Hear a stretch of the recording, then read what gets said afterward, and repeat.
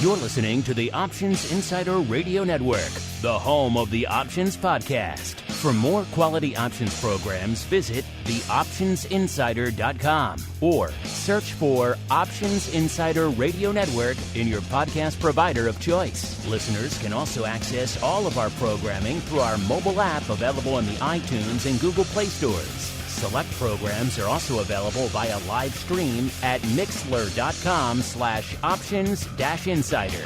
That's mixlr.com/options-insider. Don't forget to follow along with your favorite programs and submit your own questions for the hosts at twitter.com/options, stocktwits.com/options, facebook.com/theoptionsinsider, or via questions at theoptionsinsider.com.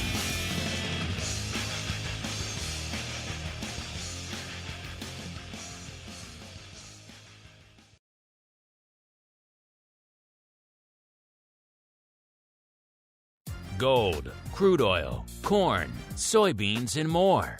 With so many tradable products, the futures options market can be an intimidating place. How can you possibly keep track of the latest trading developments across so many different products? Don't worry, we've got you covered.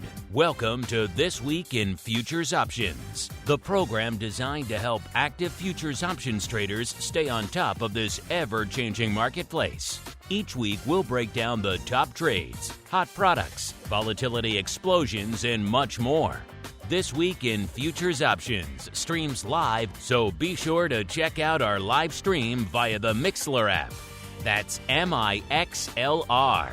Or join our live chat room at mixlr.com/options-insider.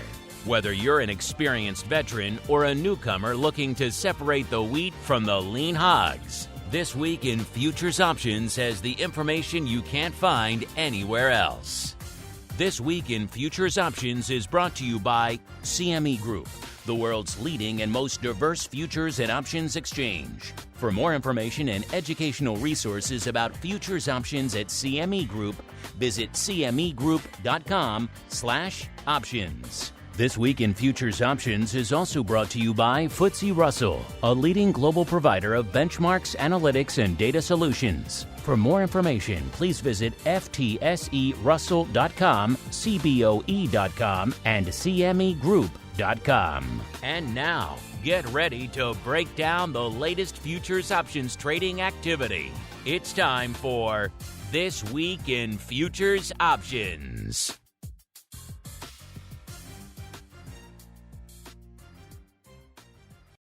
All right, everybody. That music means it is time once again for TWIFO. This Week in Futures Options, the program where we do exactly what the name says. We break down the week that was, and indeed still is, on the futures options side of the fence. You never know what's going to make it on the show. Is it crypto? Is it energy, metals, ags, equities, all of the above? Who knows? That's why you got to tune in every week. My name is Mark Longo from theoptionsinsider.com. As well as, of course, from the ever-exciting, at least we think so, Options Insider Radio Network. Remember, so many different ways for you folks to get at us after the fact on pretty much every device and platform under the sun, including a lot of you like it on YouTube these days. It's available up there as well. Of course, you can get it live in your ear holes there through the Plus and indeed the Pro if you want to go beyond to get all the exclusive content that comes in there. Of course, however you listen live after the fact, keep hitting us up, sending those questions. We do love to hear from all of you folks out there. And let's see who we're hearing from on the program today. I'm pleased to be joined once again in the old CME hot seat by Mr. Tim McCourt, the Managing Director and Global Head of Equity Products over there at CME. Tim, welcome back to TWIFO, sir. Thank you. Thanks for having me. Always good to be here. It's been a little while since we had you on, all the way back on May 6th. Your appearances always seem to coincide with something cool happening at CME, Tim. I wonder how that works. The last time you were on, it was the launch of the micro Bitcoin futures. So I'm excited. That must mean you have some cool stuff up your sleeve for today, sir. Absolutely. It's good to keep the cool things coming, and always great to develop new and innovative products. And, got lots of old and lots of new exciting things to talk about today. So looking forward to it. All sorts of excitement, but let's kick it off the way we always do. It is time for the Movers and Shakers Report. It's time to find out what's rallying on the light side and falling to the dark side at CME Group this week. It's time for the Movers and Shakers Report. All right, everybody, welcome to the Movers and Shakers. I'm fired up. It sounds like Tim is fired up. You guys out there, looks like in the live chat in the Pro Secret Handshake Club are fired up as well. Nichols is excited for TWIFO. My boy Luigi, he's all in for TWIFO. I hear you. I'm excited too. Let's see what is popping off out there today. Of course, the Movers and Shakers, the portion of the show, listeners, where we break down everything that was moving to the upside, aka the light side, and to the dark side over there at CME this week. Mr. Tim, you know how we're going to kick things off, sir. Where should we begin our journey this week? To the light side or to the dark side? You know, I'm feeling pretty good today, so let's start with the light side. You know, let's try and go for the lighter side of life. You're channeling our old buddy Sean there. He was Mr. Lightside all the time. I know what you're doing, Tim. You can't fool me. You actually made a good choice this week because it's roughly 75% green on the report this week. So check it out. By the way, listeners, if you want to check this report out for yourselves prior to or during the show, the folks at CME usually tweet it out. I believe we tweet it out as well. So give them a follow. If you haven't already, CME Group on the old Twitters, you can see this report for yourselves. To the light side we go. It's a pretty active week to the upside. In fact, the Russell 2000 is up nearly 4%, and it's not even breaking into the top 5. It's only number 7 out there. So the actual top 5, number 5, you know, a product category we haven't been to in quite a while. This is dairy through the lens of Class 3 milk, up 4.15%. Before you get all excited, it's doing more paper than it used to. You know, dairy used to be a non-story from an options perspective. These days, that is starting to change. We have seen a lot of sustained volatility out there for quite some time, and that usually tends to draw some options paper to it. And that is the case, 5,500 contracts. So it's not nothing. It's certainly not Eurodollars or the E-mini, but it's also not nothing. I don't think we'll be hanging our hat out there this week, but it's good to see that dairy is coming on the radar. You know, people are always hitting us up asking about more esoteric areas they can explore for their options trading. I don't think dairy is there yet for those of you who want to dive in from your traditional equity options and kick things off in dairy, but it's becoming much more of an option story, and I'm glad to see that. Number 4, heating oil, up 4.31%. That one doing a little bit less paper, about 2,300 contracts out there. Number 3, the Eurodollars. You don't need me to tell you how much paper the Eurodollars do. Up 5.88%. It was number 5 in the same direction last week, up 7.4%. So Powell and the group over there at the Fed driving a lot of action over there in Eurodollars of late. Bitcoin, number 2. Perfect timing to have Tim on the show this week. Bitcoin, number 2, up 7.55%. And number 1 this week out in the energy sector is Nat Gas, up 10.78%. So a strong week for Nat Gas. And then we go to the dark side, listeners. Number 5, again, it's kind of hard to put together. We can probably do like maybe a bottom 8 if we stretched it. So not a lot of red on the screen this week, listeners. Number 5, so the bottom of our bottom 5 is soybean oil, off nearly 4%, 3.91%. Then we got RBOB, number 4, so trending in the other direction from the energies, off 4.16%. Of course, a lot going on with the hurricane impacting the refined part of the space. It was number 2 in the other direction last week, up 8.56%. Again, before you ask, it's around 5,000 contracts, so not the most active product out there, but again, doing some paper. Number 3, soybean meal, off 4.43%. Back to the ags now for the rest of the dark side. Number 2, corn, off 6.65%. And soybeans, number 1, off 6.84%. Virginia, I was on the show last week, did a great job breaking down all the action out there in the ags. If you're intrigued by all things ags, I encourage you, if you missed last week's episode, check it out. But before we roll into our reports for this week, Tim, the numbers hot off the presses for CME for August. We just broke down the numbers for OCC and for the equity space on Option Block earlier today. CME numbers coming in hot and heavy. It's that time of month, listeners. We're getting the numbers for August. An overall pretty good month. Volume up 7%. Again, it's August, listeners. This is usually the time when nobody's around, nobody's trading anything, and volume through the roof on OCC and volume strong over there at CME as well, up 7%. Some highlights, the E-mini Nasdaq ADV up 20%, equity index options ADV overall up 12%, and micro E-mini, just micros across the board, futures and options, representing 37.5% of overall equity index ADV. Also got some action on the micro WTI. They're about 3.5% of overall energy ADV. and micro Bitcoin futures. Going to get to all that in a second. Now, normally, Tim, this is the portion of the show where I'll toss to Derek. Derek's usually the guy who talks about the overall trends and options and things at CME. So you get to put on your Derek hat today, Tim. What are your thoughts on these numbers come out of CME? We'll get to the product highlights in a second, but your 10,000 foot thoughts, sir. Yeah, I think the numbers for August seemingly speak for themselves, as traders continue to turn to CME to use their options on futures to manage their risk and access the market. But I think from my perspective, more from the equity lens, still a very strong August. As you were saying, it is August, the kind of doldrums of summer here, but I think coming off kind of the last 17, 18-month run we've had in 2020 and 2021, while August might have felt slower, still pretty good in the grand scheme of things in terms of volume, growth, still seeing great things. And I think if we look, this is probably one of the more active Augusts we've seen in a while. And I think this continues to speak to when you look at CME Group and the fact that you could trade options on futures on all of the major investable asset classes at one spot across energy, rates, FX, equity. It's something that we look to, and I think clients really appreciate it. And there's a lot of great stuff going on. And I always tell people, if you're not involved in options on futures yet, now is still the time to get involved and figure out how they fit your portfolio management.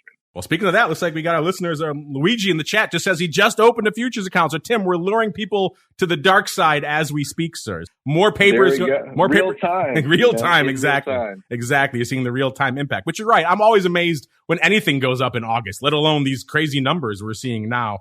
I guess post March of last year, all your assumptions have gone out the window now. You can't assume anything anymore, but it is nuts to me as we're seeing these numbers in the literal dog days of summer, listeners. What does that mean for September? We shall see as we keep on rolling. I said Bitcoin was number 2 this week, up 7.55%. A little bit of action, some developments out there in the crypto landscape. Luckily, we got the guy to break it all down here on the show. So let's head out to crypto first. It's time to explore the volatile world of Bitcoin, Ether, and more. It's time to talk about crypto.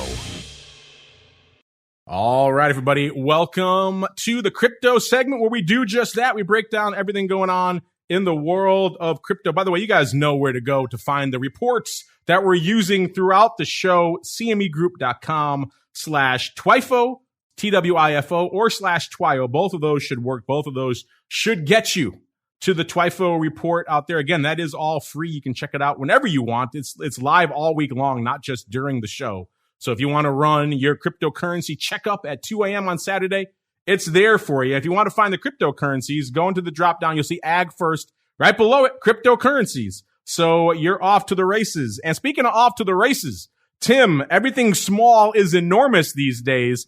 Last time you guys were on, you were talking about the launch of micro Bitcoin futures. That was back on May 6th. It seems like you've put up a contract or two since then, sir. Yeah, absolutely. I mean, when we look at micro Bitcoin, they've traded almost 2 million contracts, about 1.7 million total since launching in May.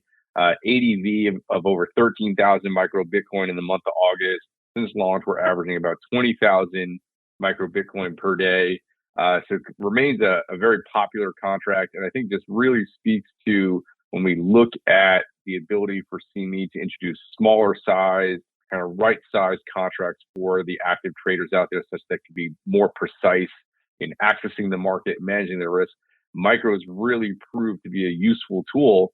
And off the back of micro Bitcoin and micro E-minis, and even the micro FX contracts that started all way back when, in 2009, CME did recently introduce 2 more contracts, micro crude and micro treasury, that are also off to a great start out of the gate with micro crude trading, I think, more than 2.2 million contracts since launching in July, and micro treasury, which is the yield-based contract in terms of how it's quoted, trading almost 150,000 total contracts since launching just last month in August, a few weeks ago. So micros continue to be a great success at CME.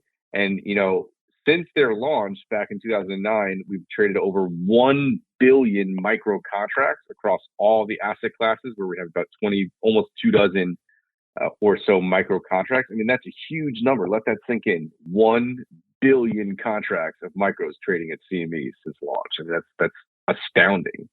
That's a ridiculous number. I think at a certain point, Tim, we're going to have to rename it CME Micro Exchange. What do you think? I don't know. That's a question for corporate comms, but I think they like CME Group as the brand for now. Micro is one of the great things we offer. But I think it just speaks to the fact that, we have an almost 200-year history of serving the market and listening to clients. And micros are no exception. Our growing suite of micros responds directly to the demand for innovative, smaller size contracts, and they complement the rest of the existing deep liquid futures and options market. So it's really been a lot of fun. I don't think we're going to be renaming the exchange anytime soon, but we'll see what our corporate comms folks have to say. I'm just floating it out there. You never know. Just putting my feelers out there. Well, if it happens, we'll have to get you your royalty on my standard cut. So. Yeah, that's right. I think 15% is reasonable. I'm not going to be greedy. At 15%, I can go with that for the licensing fee out there. I know I'm going to ask you, but instead, Tim, I'll let one of our listeners ask you. This is Meets with the Z, one of our pro listeners out there. He chimed in. He wants to know, since you're just talking about everything micro there, Tim, on the crypto front, he wants to know any updates from the folks at CME about micro Bitcoin options or a micro ETH product. That's interesting. He also wants to know what are your thoughts on the Ledger X. We'll deal with the Ledger X stuff on the crypto rundown next Monday. So we'll save that for you there, Meets. But I'm curious for you, Tim. The first part of his question, he wants to know any updates. Obviously, the last time you were on, you launched the micro underlying. So we're going to get the questions about the options and then also about a micro ETH, sir. Yeah, so great question. We're continuing to look at that. And, one of the central tenets of my team and really the exchange's philosophy in general is that we should look to clients and the marketplace for ideas. We've certainly been hearing more requests around micro Bitcoin options. It's not something we're committed to yet, but we're continuing to validate the idea, look at it, engage with customers, figure out how it might fit in, and would it provide the same type of benefits that we saw the micro futures for Bitcoin provide. Options, as everyone knows, they're a little bit trickier sometimes because it's just a bigger use of technology and bandwidth. And one of the things we're really just engaging with customers and market makers on right now is there room for two sides options out there? We want to make sure that it's helpful. A lot of people are asking for it. We hear all the listeners loud and clear. No plans yet, but we're still evaluating it. And same thing for micro Ether. I mean, it's crazy to think that Ether is only a few months old, doing 4,000 plus contracts last month in August, and people can't get it up. They want the micro Ether contract. We hear that loud and clear as well. But same thing, we want to make sure that the market structure in the existing contract really takes root, and we're continuing to evaluate the need for a smaller size contract. But it is something we're hearing more and more, especially when you look at the premise for our micro size contracts, where if the asset value is just rising, Bitcoin went from 8,000 when we announced it to 50 to 60,000 when we introduced the micro. Ether was a few $100s per ETH when we announced the futures contract, and now it's trading at $3,700, $3,800 per ETH. So, certainly the premise is there. I think the idea is a good one, but we're just continuing to validate it with the marketplace to see if it makes sense. So stay tuned, and I gotta save some dry powder for my next appearances on TWIFO and whatnot. Yeah, otherwise, can't telegraph it too much. Yeah, you can't burn it all in one appearance, then you won't get to come back on. But let me put my hat in for the micro ETH. Isn't that crazy that we need a micro ETH already? It was just like $400 not that long ago. But yeah, here we are, threatening with, I think I haven't checked it today where it is, but it's been somewhere close to that 4,000 range for a while now. So put my hat in for a micro ETH out there as well. That would be certainly interesting. By the way, Meets, my keen-eared producer, caught something. I said we'll answer the second part of your question on Monday's Crypto Rundown. I forgot Monday is the Labor Day holiday, so there will be no Crypto Rundown. So lest my producers get mad at me, it'll be on the subsequent Crypto Rundown, unless we could sneak it in maybe somewhere else over there. So there you go. Now my producers won't get mad at me out here. I would love to come in and parse speaking of options, Tim, we're starting to see more. We're starting to see days where you're seeing 100 odd some days on the big Bitcoin options. Obviously, that's still a pretty beefy product. You're talking a 5-coin contract. So that's really not for the faint of heart to tread into those waters. But what kind of trends are you seeing? Anything encouraging on the big Bitcoin front from an options perspective? Yeah, I think just kind of continued growth and adoption, from our perspective, the exchange, more customers are looking at them. But to your point, I think one of the product features we are trying to address is the size. And, that's why I think so many people are asking about micro Bitcoin options, and we'll continue to take a look at it. We're also looking at things, just more on the technical side of the offering, where, we just put it out this morning. We're looking at trimming some of the strike array around the large Bitcoin options, moving it more to 1,000-point interval strikes versus some of the 100. And some of that is just cleanup on our side from the exchange. When we first introduced these options, Bitcoin was not 50,000 per coin. So the granularity we had around the strikes made more sense.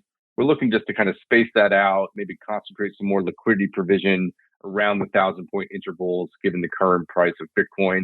So we're continuing to fine tune it. Options are challenging markets to develop, and we're off to a good start, but we'd like to see it grow further. And I think just including some of this feedback around the strike granularity and concentrating the liquidity provision will help clean up the array a little bit. And then we're just continuing to tackle the size issue, as you pointed out, engaging with market makers and market participants. So just encourage people to keep the feedback coming.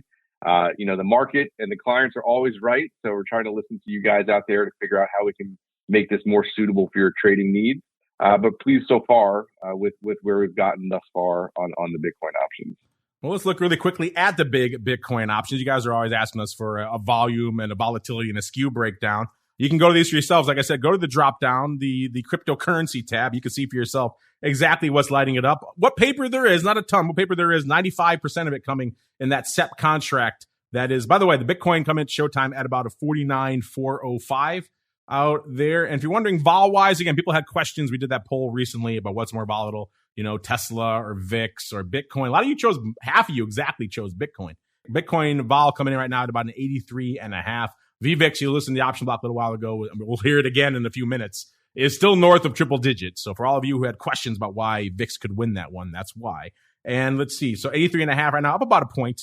And in terms of skew, usually we see the calls pretty demonstrably bid. Again, there's some light volume here, so read into that a little bit. But still, the puts last week on the SEP Bitcoin contract, about 1% bid to the at the money this week have come in mostly to flat. They're about a quarter of a percent rich. Last week, the calls 2.6% rich. This week, they've come in as well, only 1.6% rich. And in terms of where the action was, it was an interesting strike. It was the 28,500 put that led the dance out there this week with, again, nearly 50 of those, which is a lot for a 5X contract. Interesting stuff afoot there. Is that you out there trading the 28,500 puts? Let us know, listeners. Intriguing stuff. Before we roll out of Bitcoin and crypto, though, Tim, like I said, you always have good timing. You guys announcing new stuff right before you came on the show out there today, including these new BTIC products. So why don't you get listeners up to speed? What the heck is BTIC and what are you guys doing with it in crypto, sir? Absolutely. So BTIC stands for Basis Trade at Index Close. It's a feature that we've introduced in the equity index complex a few years ago and has been very successful. It is quoted in basis terms, or the spread between the future and the underlying index or associated spot or cash market. And what it allows you to do is it allows you to explicitly trade the basis of that market against the cash index. And then at the end of the day, you get the futures contract. So what that means for cryptocurrencies, we're introducing BTIC contracts on September 25th on the 5X Bitcoin, BTC, the 0.1X Bitcoin, the micro Bitcoin, MBT, and ETH futures at CME. So BTIC on 3 cryptocurrency futures. And what that contract will allow you to do starting on Monday, September 27th, will be to trade the basis of the future to the underlying CME CF benchmark reference rate. So we got the Bitcoin reference rate, the BRR, the Ether US dollar reference rate. So all day long, you could trade the basis. So for argument's sake, let's just say it's +1 index point. You could trade the BTIC at +1. And then when the BRR or Ether comes out at 11 a.m. Eastern, you add the +1 basis to that day's index observation, the daily reference rate fixing price, and then you take or make delivery of that future for that day at that net price. So what that does is it gives you the effective official cash reference point in futures form. So you can trade against the cash level, but enjoy all the benefits of futures. And I think for cryptocurrency, the thing that I'm really excited about is the basis market in crypto continues to become something that folks are looking at, they're trading, they're deploying strategies around, and this will now allow you to explicitly trade the basis throughout the day. In terms of just trading the outright futures contract, you can trade the basis. And then if you still have a position going into the 11 a.m. Eastern print, then you'll take the futures at that basis that you traded, or you can trade the basis intraday and get out flat before the reference rate print. So it's a really useful tool for cryptocurrency. We're super excited because it combines two innovations that have been successful in their own right: BTIC contracts at CME and crypto contracts at CME. So we're really hoping the sum of the parts is going to be greater to the whole with this one, combining two fantastic innovations from recent years now into one contract. There you go. BTIC. Check it out for yourselves, listeners. BTIC. Big tweet about it. CME just put out right before the show. You could see it there. You can find it on the website there as well. If you're intrigued, you want more options, pun intended, for things to trade out there on crypto at CME, they're coming soon. Speaking of coming soon, we got to keep on rolling with the show into other segments that are pretty active these days. Let's head on out into the realm of equities and volatility next. It's time to explore the volatility swings, skew changes, and hot options trades in your favorite indices. It's time to talk equities. All right, everybody, welcome to the equities, the portion of the show where we break down everything going on in the complex that a lot of you like to sink your teeth into these days. You know where to go if you want to find all this for yourselves, listeners. Go back to that drop down, get out of the cryptocurrencies, and you'll see it a few notches below there. You'll see equity indices.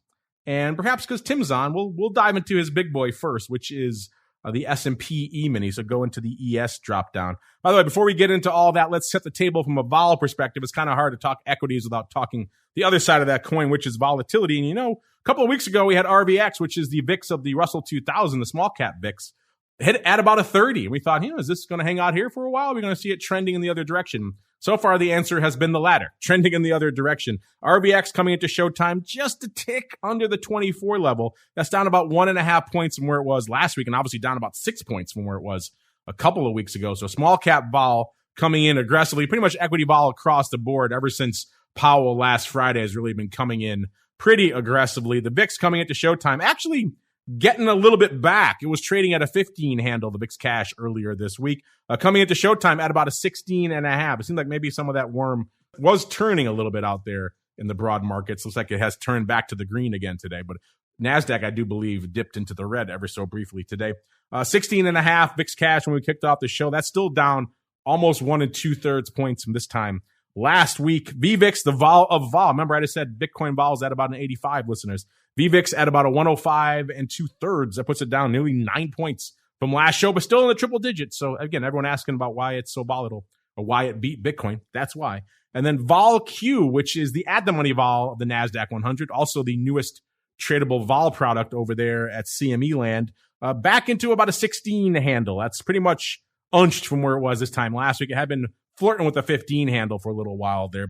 That puts that VIX to RVX spread, so that large cap to small cap vol spread, at about 7.5 points. That's pretty much unched from this time last week. And VIX to VOLQ at about 0.5 point. That's almost unched as well. Remember, we had Scott Nations, the creator of VOLQ, on our Pro Q&A last week. He's saying, keep an eye on that VIX to VOLQ spread because it's at some historically interesting range right now. And it hasn't moved from last week. So keep an eye on that NASDAQ to S&P 500 vol spread. And Tim, you're just talking about everything micro out there in the Bitcoin complex. I was only half joking about the CME micro exchange, but we have a similar story to tell here in equities as well. Micro's kind of blowing the doors off. What's blowing it up in the small side of the space in equities these days, sir? Micros continue to be of great benefit to the marketplace. When we look at the equities, we were talking earlier how 1 billion contracts have traded, or 1 billion plus contracts have traded. Almost 900 million of that is micro E-mini contracts. So they remain extremely popular. When we look at the 2021 volumes for micro E-minis, we're talking over 362 million micro contracts in equities for the first 8 months of this year alone. So all things small or big, right, in terms of micro contracts at CME, And I think this really speaks to, why this has been for equities the most successful product launch in CME Group's history. Is it really hits the sweet spot for those retail traders that want to take action into their own hands and be responsible for their trading decisions and want to scale up or scale down throughout the day, or want to maybe dip their toe into the water and don't want to trade the older sibling E-mini contracts. It's also why we launched micro E-mini options. We're off to a great start. And when we look at WTI, which are micro WTI or cash settled based on the daily settlement price of our benchmark WTI futures, that's 1/10 of their older sibling. Same thing with micro treasury. It's based on yield for the on the run treasuries, the 2, 5, 10, and 30-year maturities priced at $10 per basis point. These are all things that the traders want, and they want more of, and they can't get enough. But it's not just the micros at CME. We also introduced Monday and Wednesday Nasdaq options just a few weeks ago. They've already traded over 500,000 since launch. So these are just all, I think the overall theme, regardless if it's micro or kind of classic E-mini size, is traders out there want more tools in the toolbox, and CME is the place to trade. We have all the investable asset classes, options, futures, various order types. So it's really something for everybody, and I think that's what we're continuing to see here. And equities is certainly, I think, leading the way on the micro front, as well as the futures front for E-minis, their older E-mini siblings as well. All right, let's break it down. Since you're on, Tim, talking about micros, we haven't really broken down the micro options activity on products like the S&P. So let's start there now. It's kind of interesting. Actually doing some paper this week, about 17, almost 18,000 contracts on the tape already. Now, obviously, that's a micro contract, so adjust that for the notional size. But still, that's rolling out there a little bit. In terms of the action, like a traditional equity, 35% of that paper is going away in the tomorrow. People in the equities, they live in the weeklies. That's just kind of the way the product is these days. So instead, let's roll out a little bit farther. Let's go out to this SEP contract that still has, looks like, about 14 days to go. That's right at our cutoff, listeners. And that's, let's see, by the way, S&P coming at showtime at about a 45.32, up about 0.6% on the week out here. In terms of vol, you're looking again, S&P vol. S&P has not been that volatile of late. One of the reasons why vol is trending in on the equities across the board. We're looking at about a 10 right now in that SEP contract, listeners. So yeah, you're talking like, longer term rates vol kind of at this point. That's a good argument for maybe VIX is still a little overpriced at these levels out there. In terms of skew, again, everyone's got puts on the brain these days, and that continues to be the case. 26.2% rich were the puts last week. This week, 33, almost 34% rich. So again, some of that is, of course, the fact that we're starting from a very low overall level of around 10, but still, that's a 34% bid. That's a hefty put skew out there, listeners. And that not just in the big E-mini, we're seeing that in the micros as well. In terms of the calls, 15.7% cheap last week. This week, getting cheaper, nearly 19%, 18.8% to be precise out there. And in terms of where the action was this week, I said we're at about a 45.32. No surprise, it's the 4,500 puts going out tomorrow that are the most active pretty much across the board out here. It's like 4,500 puts going out next week, so about 8 days. Also pretty active out here. So 4,500 puts pretty much across the board in the micros are where the action was this week. Let's also take a quick sojourn out there into small caps as well. Go back to that drop down, listeners. Go up to E-mini and go down to the Russell 2000. That's where you'll find our action out there. Like I said, it just barely managed to fall outside of our top 5 this week. Still doing some decent paper out there. 2,300 almost exactly is where the Russell 2000 is coming into showtime. And again, like any other equity product, the SEP contract going away in a day, that has about almost half, 47.4% of the paper. We've got to go all the way out.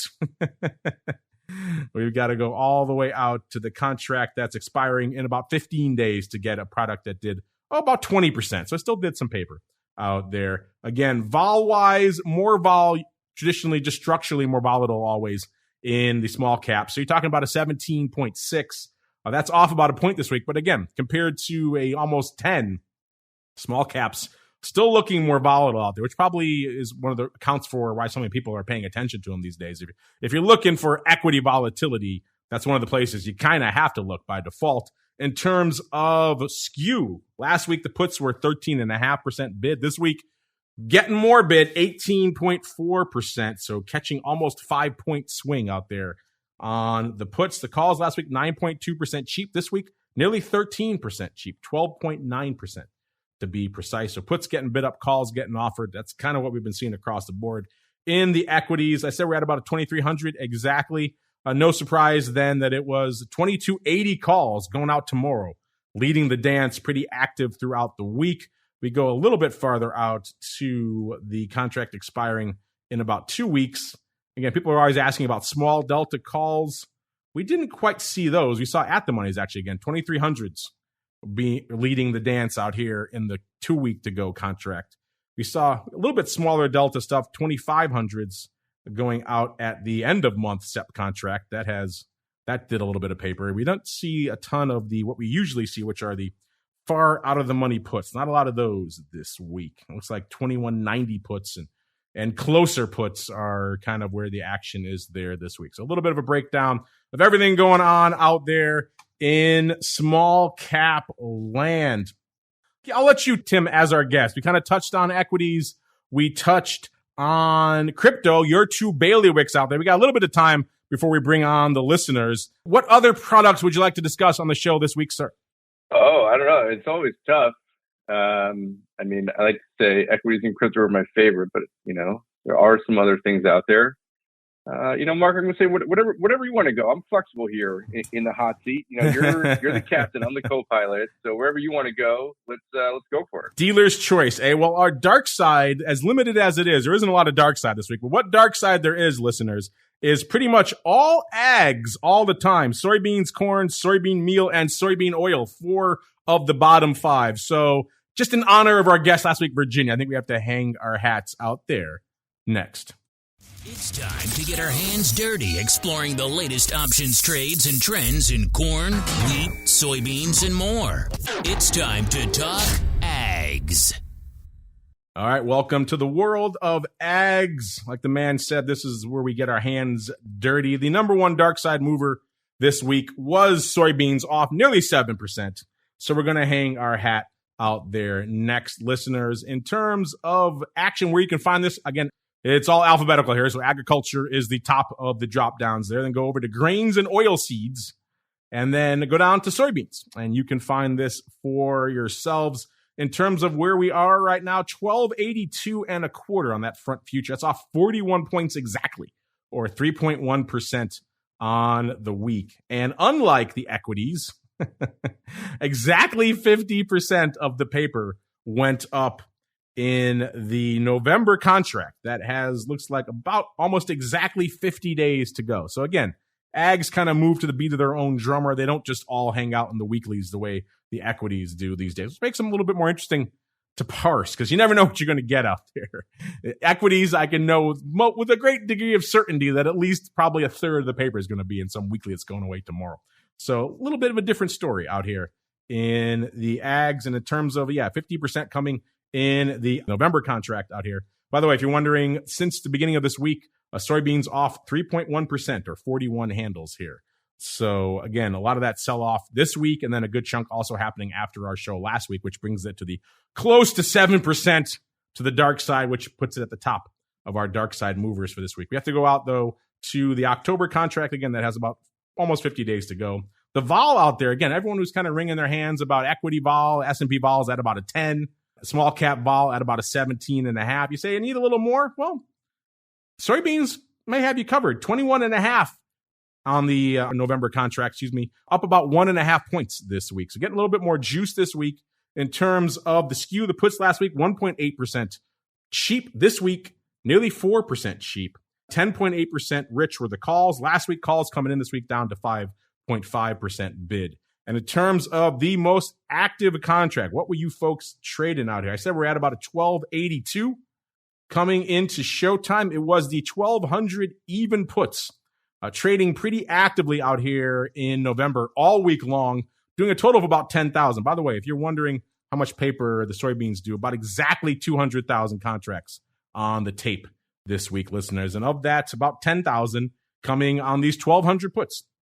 Again, the big day was Tuesday, nearly 5,000, 49.90 on Tuesday, 2,000 on Wednesday, and about 1,500 on Monday, about 1,000 today. Pretty much opening every day this week. So a lot of opening 1,200 put paper in November. Again, we're trending downward right now, so not entirely shocking out there, but intriguing nonetheless. And then we drop down here for number 2. We've got pretty much, actually have to go out of November back to October to the 1,200 puts there. 1,200 puts are kind of the order of the day out here. They did about 7,000 in October as well. Again, the big day was Tuesday. Obviously, Tuesday was the hot put day out there.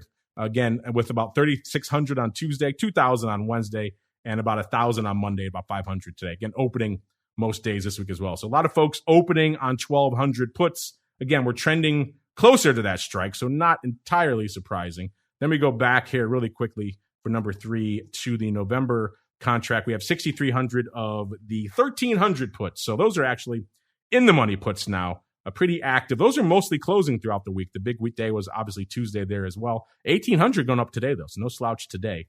And a lot of closing there. So some folks may be taking these 1,300 puts off as we blow through the strike. Again, not too surprising. And then probably reestablishing down there at the 1,200 strike, keeping their hedges alive, keeping their downside alive in soybeans as the ags continue to move lower. And speaking of continuing to move, it is time for us listeners to keep moving into your segment. It is time for the Futures Options Feedback. It's time for your questions, comments, and insights. It's time for Futures Options Feedback. Submit your questions at twitter.com/options, facebook.com/theoptionsinsider, stocktwits.com/optionsinsider, or via questions@theoptionsinsider.com. You can also submit your feedback via our Options Insider Radio Network mobile app, available for iOS, Android, and Kindle Fire devices. You can even ask your questions live via our Mixlr chat room. So grab the Mixlr app or just search for Options Insider at Mixlr.com. That's MIXLR.com.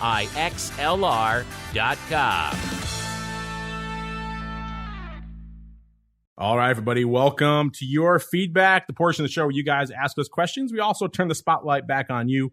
Really quickly, I want to pay off the poll we had last week that we were discussing on the show because the results are now in. We asked you this time last week. A lot of turbulence out there in the markets. What do you think is the main driver of this latest round of volatility?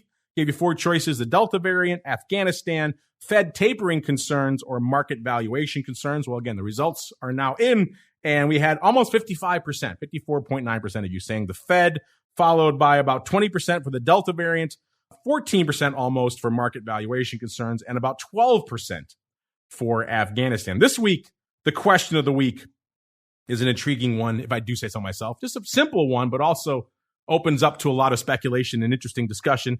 We asked you guys very simply, which level do you think we will hit first?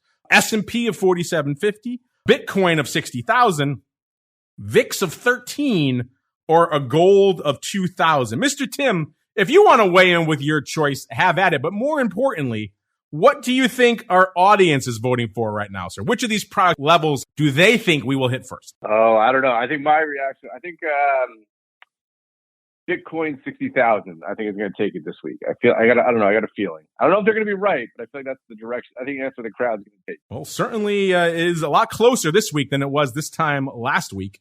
And you're pretty close, Tim, but that's actually a number 2. Our audience right now, by the way, listeners, if you haven't gotten in there, you have about a day left. It goes out at the close tomorrow there. So if you're listening after the fact, you still have time to vote. At Options is the place to go. S&P 4750 is leading the dance right now with nearly 50% of the vote, 47.4%, followed by your choice, Tim, Bitcoin of 60,000 with about 28.4%. And then VIX of 13, again, that one was a lot closer, even earlier this week than it is now, 15.8%, and gold of 8.4%. By the way, this is not just this week. This is just in general, whenever it happens, which of these will we hit first? So you have a vote. You agree, maybe you disagree with these results. Get out there at Options. Make your voice heard. By the way, Tim, I mentioned earlier, we have that one of our pro listeners there, Luigi. He mentioned he just opened and pulled the trigger on his futures account. So first off, congrats to you, Luigi. I know we've had a lot of listeners in the same boat. You're listening to this show. You're kind of getting intrigued by what's going on out there. You're checking out the TWIFO reports in between episodes. And I could see, if you're just sitting there doing equities, certainly there's a lot of meme stuff going on. You could trade your equities, but a lot of you want to get a little bit farther afield, see where the action is on the futures option side of the fence. So first off, congrats to Luigi and everyone else out there who's taken that step. It is a lot easier these days to just add a futures account to an equity account than it used to be. You used to have to do either go to a full-on FCM to do it, have a separate account at a separate firm, or it was a big pain. Now, these days, it's usually just hitting a couple of buttons at your existing broker. So that makes it a lot easier, which is good. And B, if you're thinking about taking the plunge, listeners, there you go. Congratulations to all of you out there who have done just that. But now he has the question, Tim. He has the seminal question. He says, I was hoping you guys could give me a track to head down. So where should he begin his futures options and indeed futures trading journey, Tim? I could tell you a lot of our pro listeners are coming from the equity and equity options side of the fence. So I have a feeling you might recommend he starts there. But what do you have to say for Luigi and everyone else, Tim, who's listening to the show? They're thinking about dipping their toes in futures and futures options. Where should they start? I mean, that's a great question. Mark, as you suggest, I am obviously biased, but I'm an equity guy. And I would say starting the micro E-mini complex is a fantastic place to start, both on the futures and the options side. In terms of you're very familiar with the indices if you're trading in the cash equity markets.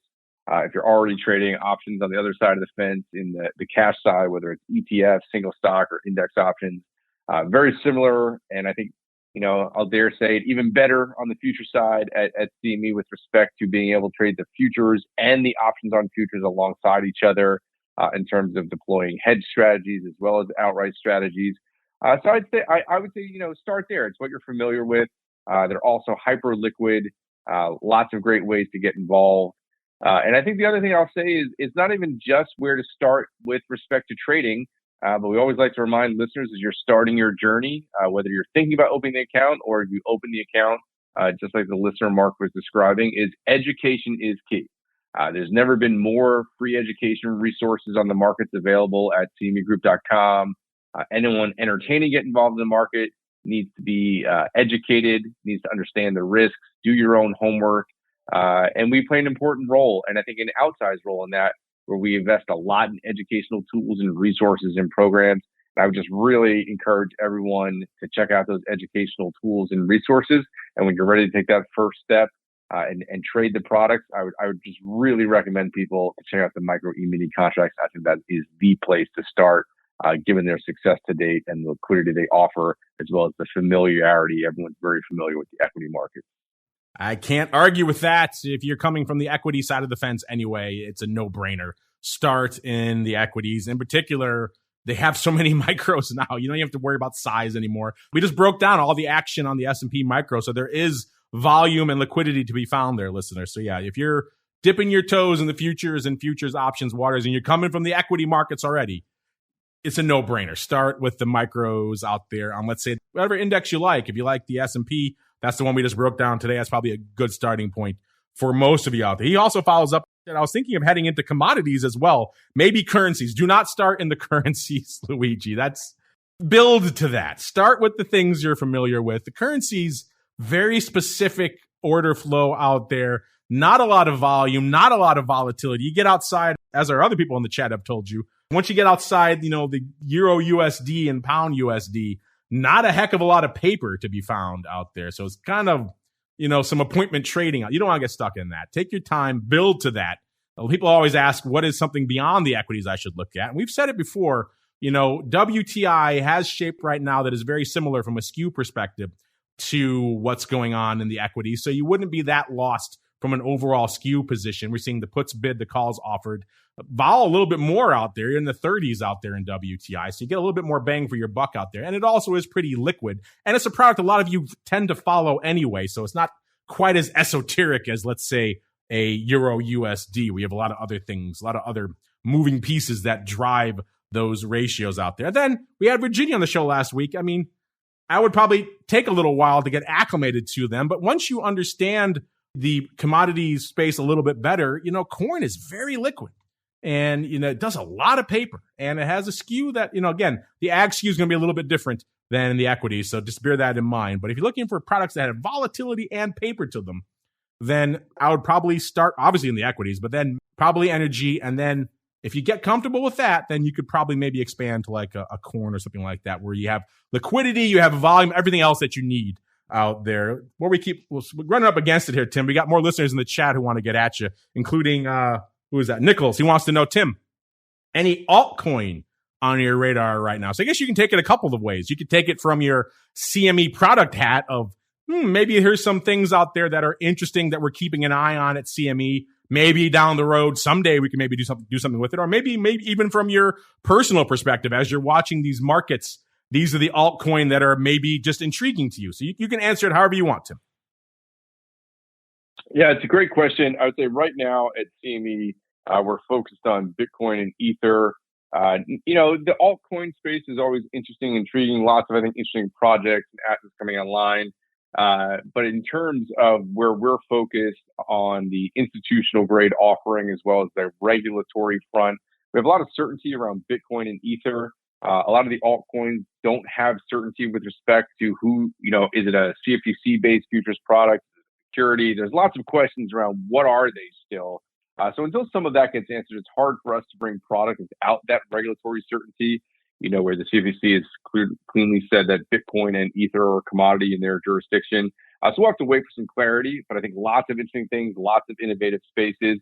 And I'll just remind listeners to keep an eye on, it's not just the futures products that we have in crypto. We also work with our partner crypto facilities, CF Benchmarks, in bringing reference rates and indices. So you're likely to see more innovative stuff on the index front or the reference rate side of the fence first with respect to some of the other assets and tokens that are out there. You'll see that first before we get into the futures, just because of the regulatory issues that we have to deal with in bringing the products to market. So, Tim, if I can read between the lines there, what I'm hearing is no Doge. That's what I'm hearing. That's right. I mean, unless someone puts it out in all caps in crypto Twitter, but kidding aside, yeah, no Dogecoin anytime soon for us here at CME. All right, everybody. Sorry. No Doge for you at CME right now, but there's a lot of altcoin to pay attention to. And I get it, Tim. The regulatory space is, I think, to put it mildly, fluid on the crypto side. So look at what's going on with XRP and all these ones you guys want to trade and ask about all the time.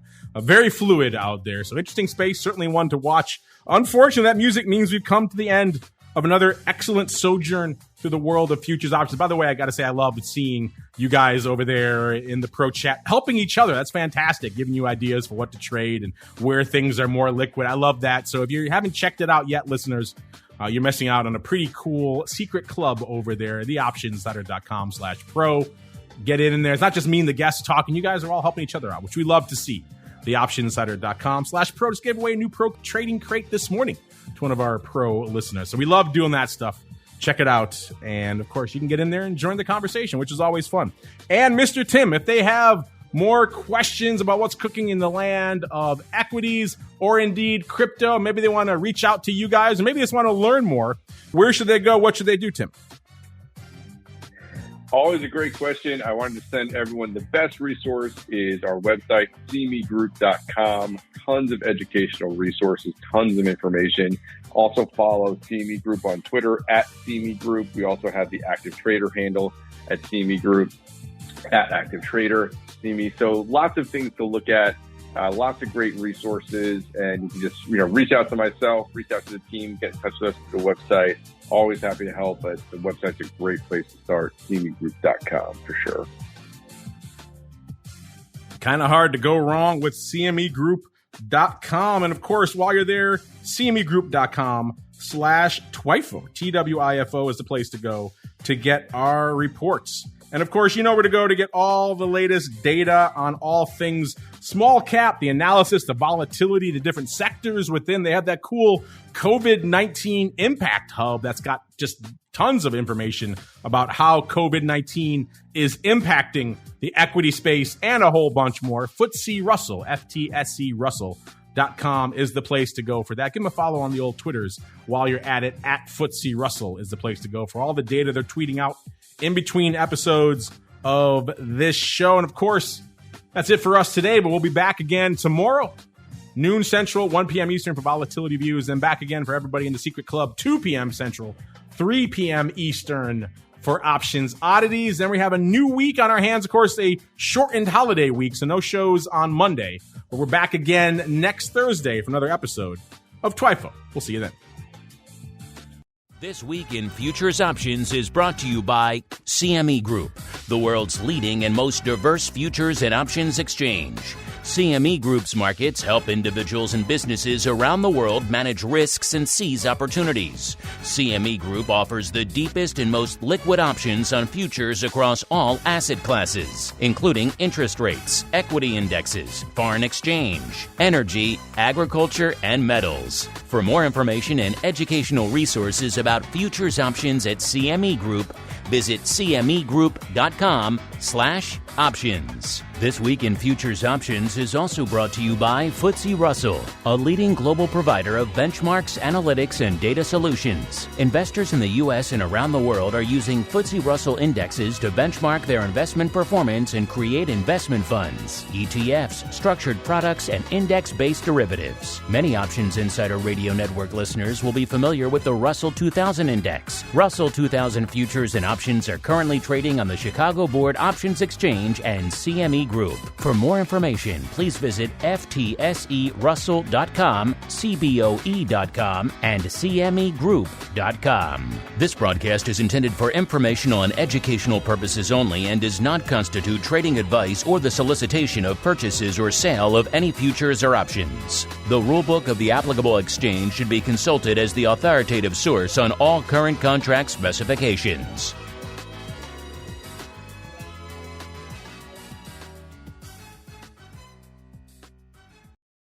You're listening to the Options Insider Radio Network, the home of the Options Podcast. For more quality options programs, visit theoptionsinsider.com or search for Options Insider Radio Network in your podcast provider of choice. Listeners can also access all of our programming through our mobile app available in the iTunes and Google Play stores. Select programs are also available via live stream at mixlr.com/options-insider. That's mixlr.com/options-insider. Don't forget to follow along with your favorite programs and submit your own questions for the hosts at twitter.com/options, stocktwits.com/options, facebook.com/theoptionsinsider, or via questions at theoptionsinsider.com.